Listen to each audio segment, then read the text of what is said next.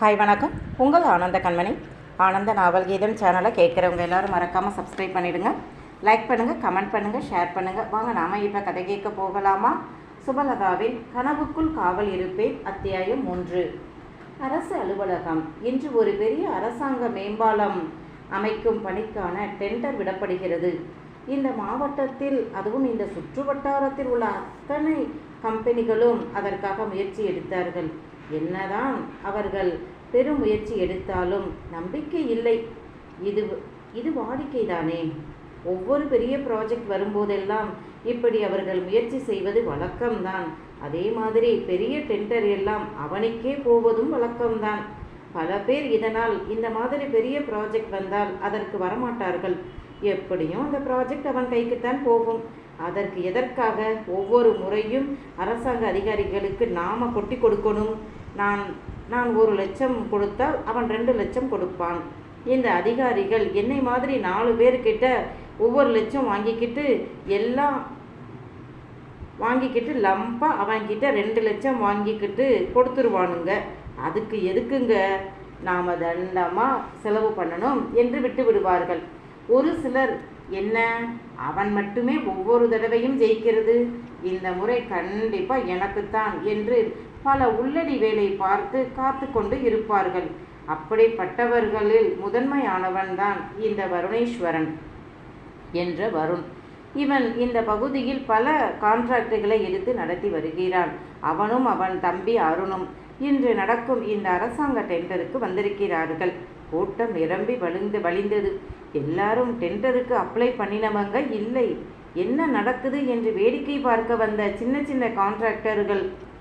ஊரு 2 பெட்டால் கூத்தாடிக்க கொண்டாட்டம். அந்த மாதிரி இந்த தொழிலில் உள்ள 2 பெரிய தலைகளும் தான் டெண்டர் எடுப்பார்கள். அவர்களிடம் சப்கான்ட்ராக்ட் எடுப்பவர்கள் தான் இவர்கள் எல்லாம். இன்று அவர் ஊருக்கு அருகே உள்ள ரயில் தண்டவாளத்திற்கு மேலே மேம்பாலம் கட்ட வேண்டும்.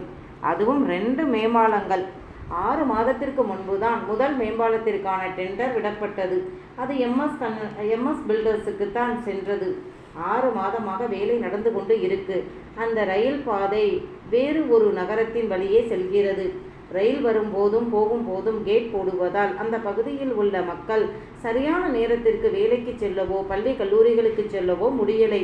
இதனால் பல வருடங்கள் புகார் மனு கொடுத்து அதற்கான கோரிக்கைகள் வைத்த பிறகு இப்போதுதான் அதை கட்டுவதற்கான டெண்டர் விடப்பட்டு இருக்கிறது. இந்த மேம்பாலம் கட்டும் பணி யாருக்கு என்று அறியத்தான் இன்று இத்தனை கூட்டம். அது என்னங்க, அவரவர் வேலையை பார்த்தா 2 மணி நேரம் கழித்து சங்கத்தின் மெம்பர்களுக்கு குறுந்தவர்கள் வந்துவிடும். அதை விட்டுட்டு இங்கே காலை முதல் காத்திருக்கிறார்கள். இதைத்தான் அங்கே இருந்த முருகன் வேலனிடம் கேட்க, யார் கான்ட்ராக்ட் எடுத்தாலும் நமக்கு ஒன்றும் பிரச்சனை இல்லை. ஆனால் 2 பெரிய தலையும் இன்னைக்கு முட்டிக்கும்ல. அந்த காட்சி நேரில் பார்த்தா தானே மஞ்சு வரட்டு பார்க்குற மாதிரி மஜாவாக இருக்கும். அதுக்குத்தான் காத்திருக்கிறோம் என்றான். உண்மையும் அதுதான். அதிகாரிகள் அனைவரும் வந்துவிட்டார்கள். அப்படியும் டெண்டர் அப்ளிகேஷன் பிரிக்கப்படவில்லை. எப்படி பிரிப்பார்கள்? அரசாங்கம் அவர்களுக்கு கொடுக்கிற சம்பளத்தை விட பல மடங்கு கொடுப்பவன் இன்னும் வரலையே. அதற்குத்தான் காத்திருக்கிறார்கள். கூட்டத்தில் திடீரென சலசலப்பு. ஐயா வர்றார், தள்ளுங்க என்று சொல்ல வழிவிட்டு நின்றார்கள் அதிகாரிகள். அவனை கண்டதும் சிம்ம சொப்பனமாக மரியாதையுடன் எழுந்தார்கள். அவன் யாரையும் கண்டுகொள்ளவில்லை. நேராக வந்தவன் முன்புற இருக்கையில் அமர்ந்தான். அவன் நடந்து வந்த வேகமே சொன்னது அவன் செயல்வீரன் என்று. படத்தில் காட்டுவார்களே ஜிம் பாய்ஸ், அந்த மாதிரியான கட்டுக்கோப்பான உடல், உருண்டு திரண்ட புஜங்கள், மாநிறம், முகத்தில் தாடியும் அந்த பெரிய மீசையும் சின்ன பிள்ளைகளை பயமுறுத்தும். நல்ல உயரம், சிவில் இன்ஜினியரிங் படித்தவன். அவன் அப்பா செய்து வந்த கான்ட்ராக்ட் தொழிலைத்தான் அவன் தன் பெயரில் தனியாக எம்எஸ் பில்டர்ஸ் என்ற பெயரில் தொடங்கி நடத்தி வருகிறான். தொழிலில் படு சுத்தம். இந்த அதிகாரிகள் அவனிடம் அடிபணிந்து போக முதல் காரணம் அவன் தொழில் நேர்மை. அவனிடம் ஒரு கட்டிட பொறுப்பை கொடுத்தால் நிம்மதியாக அவன் கொடுக்கும் பணத்தை வாங்கி கொண்டு போகலாம். ஏன்னா அவன் கட்டடங்கள் தரமானவையாக இருக்கும். இவர்கள் மேல் எந்த பழிபாவமும் வராது. இதே பணத்தை வேற ஒருத்தர்கிட்ட கொடுத்தால் இவர்களுக்கு பணம் வரும். ஆனால் திறப்பு விழாவிற்கு வரும்போதே கட்டடம் பல்லை காட்டிவிடும். அதற்காகத்தான் இவனுக்கு இந்த மரியாதை. மற்றவர்களை விட இவன் வேலை சுத்தமாக தரமானதாக தெரிய முதல் காரணம், இவனுக்கு ஒரு மாதத்தில் 20க்கும் மேற்பட்ட கட்டிட வாய்ப்பு வந்தது. அதை நேர்மையா செய்து பணம் சம்பாதிக்கிறான். மற்றவர்களுக்கு ஒரு மாதத்தில் 2-3 தான் வரும். இவர்கள் அவனுக்கு வரும் வருமானத்தை போல் தங்களுக்கும் கிடைக்கணும் என்று பேராசைப்பட்டு தரமில்லாமல் கட்டி விடுகிறார்கள். இதனால் தான் வாய்ப்பும் கிடைக்காமல் போய்விடுகிறது. டெண்டர் அப்ளிகேஷன் பிரிக்கப்பட்டு ஒவ்வொரு கம்பெனியின் பெயர் சொல்லி அவர்கள் கோட் பண்ணிய தொகையும் சொல்லப்பட்டது. வழக்கம் போல் அந்த மேம்பாலம் கட்டும் பணி MS பில்டர்ஸிற்கே கிடைக்க BV பில்டர்ஸ் வருணேஸ்வரன் டென்ஷன் ஆகி விட்டான். என்னடா இது, நாம் ரொம்ப குறைச்சித்தானே கொடுத்தோம். ஆமாண்ணே, இவன் நம்மளை விட வெறும் 1000 ரூபா தான் குறைச்சிருக்கான் என்றான் அருண்.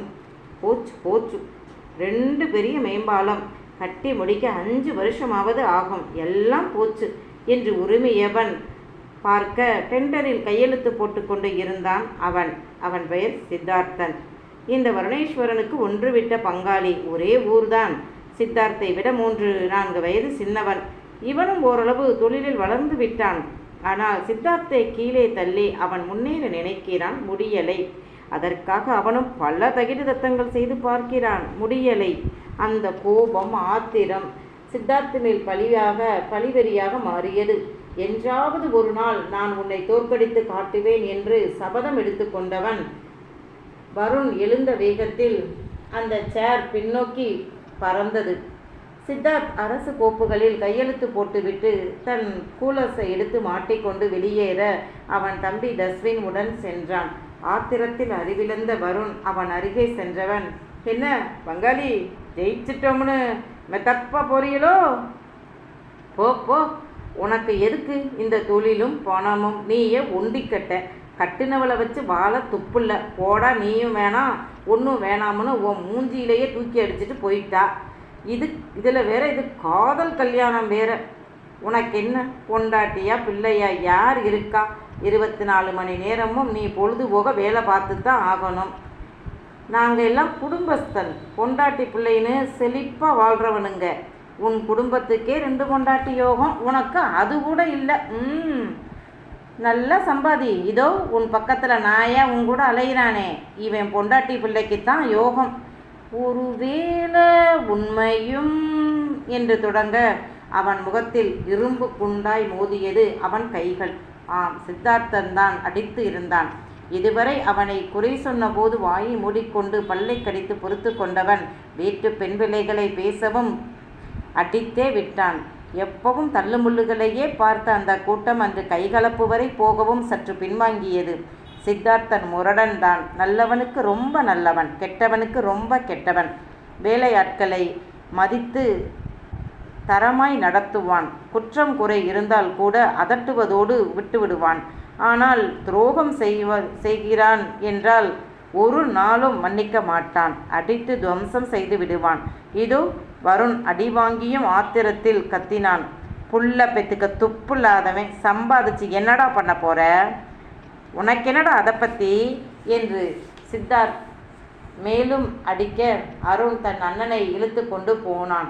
தஸ்வின் இப்போ அண்ணனை வாங்கண்ணா ப்ளீஸ் போகலாம் என்று கூட்டி வந்தான். சிம்மமாய் கர்ஜித்தபடி வந்தான் சித்தார்த். இவ்வளவு சண்டை நடந்த போது கூடியிருந்தவர்களும் சரி, அந்த ஆஃபீஸில் உள்ளவர்களும் சரி, யாரும் போலீஸுக்கு ஃபோன் பண்ணலை. பண்ணினாலும் ஒன்றும் ஆகப்போவது இல்லை. சண்டை நடந்ததா என்று போலீஸ் கேட்டால் இங்கே நின்று வேடிக்கை பார்த்த ஒருத்தர் கூட ஆமாம் என்று சொல்ல மாட்டார்கள். அப்படியே எனக்கு எதுவும் தெரியலையே என்றுதான் சொல்வார்கள். சம்பந்தப்பட்டவர்களிடம் விசாரணைக்கு போகவே மாட்டார்கள். அப்புறம் யார் கேஸ் கொடுப்பது? யாரிடம் விசாரிப்பது? இது வழக்கம்தான். இன்றுதான் அடிதடி வரை போயிருக்கு. அதற்கு காரணம் வருணின் பேச்சு. இதுவரை அவனும் இப்படி பேசினது இல்லை. ஏதோ சனி இன்னைக்கு அவன் நாக்கில் இருந்திருக்கு. வேற என்ன? அந்த கூட்டம் கலைந்து சென்றது. வீட்டிற்கு போடா என்றான் சித்தார்த். அவனுடைய உயர் ரக ஜீப் வீட்டை நோக்கி சென்றது. ஓரிடத்தில் அமைதியாக ஜீப்பை நிறுத்திய தஸ்வின் அண்ணனை பார்க்க, என்னடா அண்ணா, இப்போவாவது நானும் அப்பாவும் சொல்கிறத கேளுங்க. நீங்கள் காதலித்து கல்யாணம் பண்ணினீங்க, இல்லைன்னு ஆகிடுச்சு. நீங்கள் இப்போ அவங்களுக்காக ஏங்குறீங்களா? சேச்சே, என்னடா பேச்சுது? அப்புறம் என்ன? நம்ம நம்ம தாத்தா, ஏன் நம்ம அப்பா உங்களை மாதிரி நினச்சி இருந்தால் நாம் எப்படி பிறந்திருக்க முடியும் சொல்லுங்கள்? இப்போவே 35 வயசுக்கு மேலே 36 வயசு ஆச்சு. இதுக்கு மேலே விட்டால் நல்லா இருக்காது. ப்ளீஸ் நீங்கள் ஒரு கல்யாணம் பண்ணிக்கிறங்க. அண்ணி நம்ம வீட்டில் இருந்தால் இந்த மாதிரி எடுபட்ட பயலுக நாக்கு மேலே பல்ல போட்டு பேச முடியுமா சொல்லுங்கள்? அவன் பேசுனது தப்பாக இருந்தாலும் உண்மையை தானே சொல்கிறான். நீங்கள் கோடி கோடியாக சம்பாதித்து என்ன பண்ண? உங்களுக்குன்னு ஒரு குடும்பம் வேண்டாமா? அப்பா எப்படி கெஞ்சுறாரு, நீங்கள் தான் காது கொடுத்து கேட்க மாட்டேன்றீங்க. ஒருவேளை அப்பா 2ஆம் கல்யாணம் பண்ணிக்கிட்டதில் உங்களுக்கு வருத்தமோ? உங்களுக்கு போட்டியாக நானும் பாவனாவும் பிறந்தது உங்களுக்கு பிடிக்கலையோ? சொத்து பிரிஞ்சு போச்சுன்னு நினைக்கிறீங்களா என்று அவன் கேட்க சித்தார்த் சிரித்து விட்டான். என்ன சிரிக்கிறீங்க என்று தஸ்வின் கேட்க, நீ பேசுறது எதுக்குன்னு தெரியாதவனா?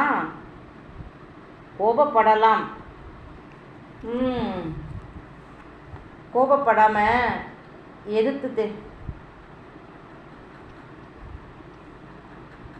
எதுக்குன்னு உனக்கு தெரியாதா? சரி சரி, நீ இப்படி பேசுகிறதெல்லாம் எதுக்குன்னு எனக்கு தெரியும். எனக்கு ஒரு கல்யாணம் பண்ணி வைக்கிறதுக்கு நீயும் எப்படியெல்லாம் கம்பி கட்டுற கதையெல்லாம் பேசுகிற என்றவன், சரிடா பண்ணிக்கிறேன். ஆனால் ஏதாவது குறை உள்ள பெண்ணா பார். என்னால் விதவையோ டைவர்ஸ் ஆன பெண்ணையோ கட்டிக்க முடியாது. ஏன்னா என் மனைவியாக வர்றவளுக்கு நான் மட்டும்தான் உரியவனாக இருக்கணும் எப்பவும். அதனால் உடம்பில் ஏதாவது குறைவுள்ள பொண்ணா பாரு.